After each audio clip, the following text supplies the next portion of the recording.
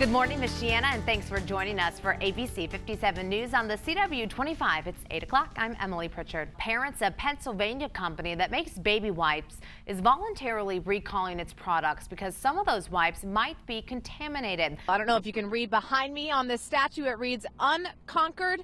And that is pretty true here in Tallahassee. This morning, we are following several breaking news stories overnight. Right now, South Bend police are investigating a report of a woman's body found in a car after shots were fired. And Golson said this week that, frankly, he's just tired of turning the football over. He said he's really started to notice how it affects his defense, and tonight he plans to fix it. Of course, all these fans that were out here tonight and going to be around town enjoying all the festivities, they might want to get a little bit of sleep. That is because what is happening here to my left, let me move my camera just a little bit and give you a look that ESPN's College Game Day is set up right behind me here. This is on the Langford Green. Emily, these teams, they have a past.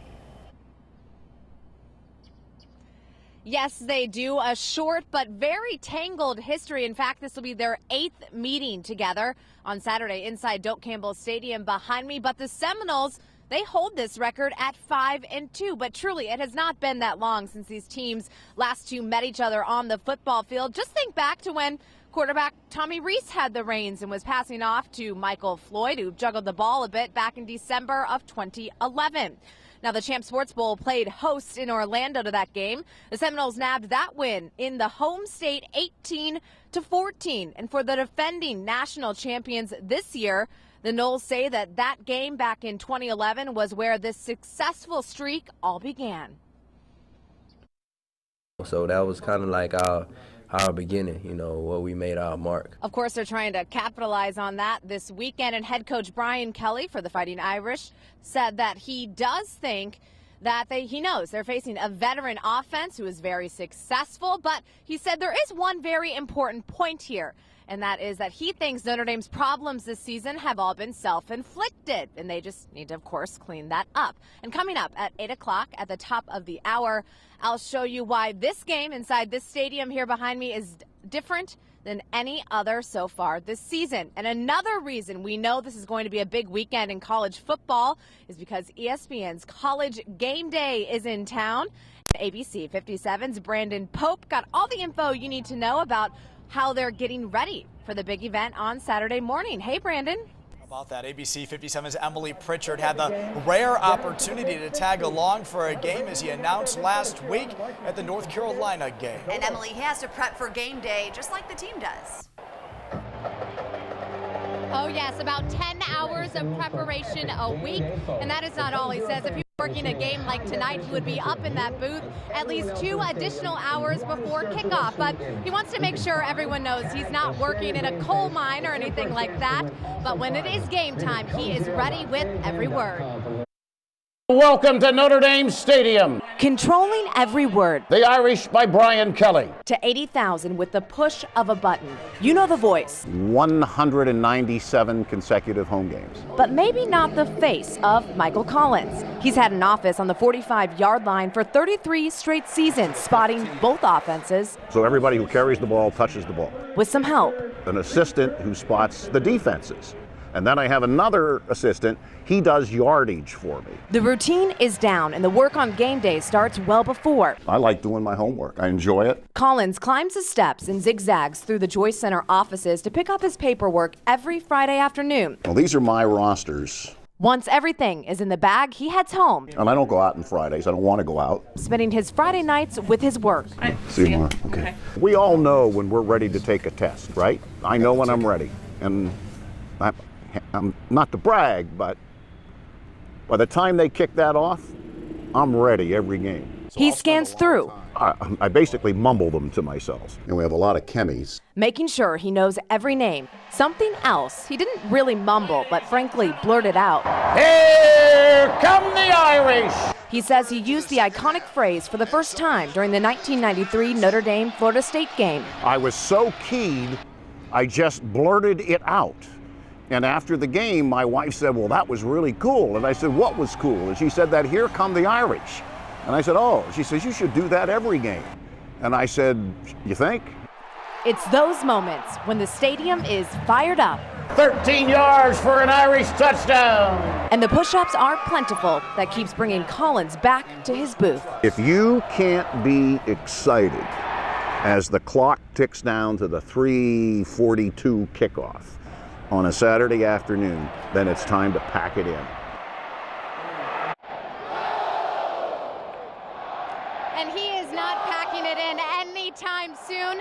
His 200th game will happen at the first game of next season. You heard it right, 200.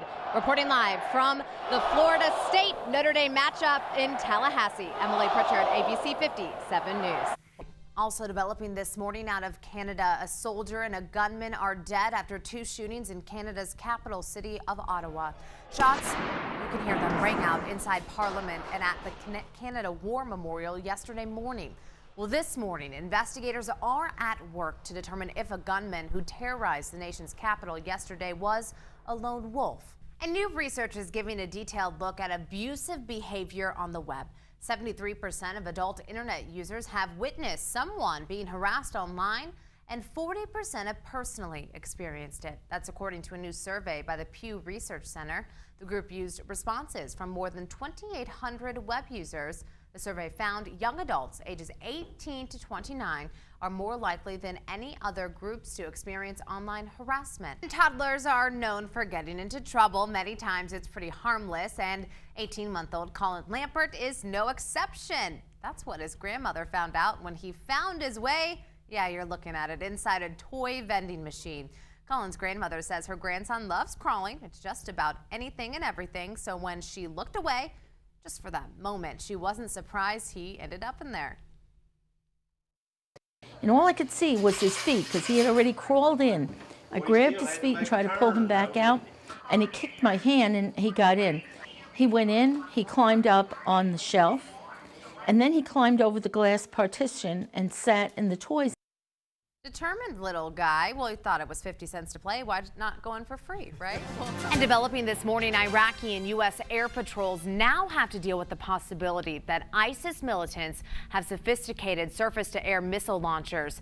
The militant group claims to have shot down several Iraqi helicopters. And here, an ISIS militant is shown firing at an Iraqi helicopter with a shoulder-fired missile. Now, this next frame coming up shows what ISIS claims was the result. The twisted wreckage you are looking at here of the downed chopper. There's clearly significant potential threat to aviation operating in Iraqi and Syrian airspace due to ongoing fighting. U.S. officials have not confirmed ISIS has those weapons, but there are fears ISIS captured them from retreating Iraqi forces or even bought them from other Syrian rebel groups. And back here at home, running errands and getting where you need to go can be tough without your own set of wheels. ABC 57's Rosie Woods has been looking into temporary car rental programs on St. Mary's College campus that try to fill that void. She joins us now live near campus this morning. And Rosie, what did you find out? A very frustrating end for the Fighting Irish last night inside Doak Campbell Stadium here in Tallahassee. A last-minute penalty and then interception left Notre Dame trailing in the end 27-31 against the Seminoles, leaving them with 23 straight consecutive wins. And Notre Dame head coach Brian Kelly said they had other plans coming into last evening. The atmosphere for the top 5 matchup was as electric as expected, but so were the emotions after. We came down here expecting to win, and we didn't win the football game, so they're extremely disappointed. The Fighting Irish stayed neck and neck with the Noles, but got deep by 4 after FSU quarterback Jameis Winston connected with Carlos Williams with just under 8 minutes left in the game. And it was looking promising for the Irish to pull ahead with seconds left, but this TD pass was no good when pass interference was called on C.J. Procise. We execute that play every day, and we do it legally, and that's the way we coach it. We don't coach illegal plays. Back at it again with 13 seconds on the clock. Irish QB Everett Golson looking to connect with Procise is intercepted by Jacob Pugh.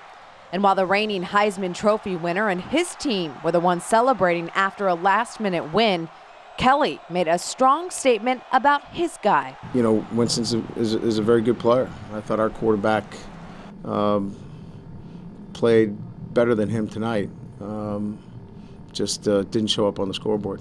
After last night's game, quarterback Everett Golson said sometimes losing can turn into a good thing for a team, giving them a little fire moving into a bye week. They will get some rest, and then they will head to Maryland to play Navy at FedEx Field. Reporting from Tallahassee with the Notre Dame-Florida State game, Emily Pritchard, ABC 57 News.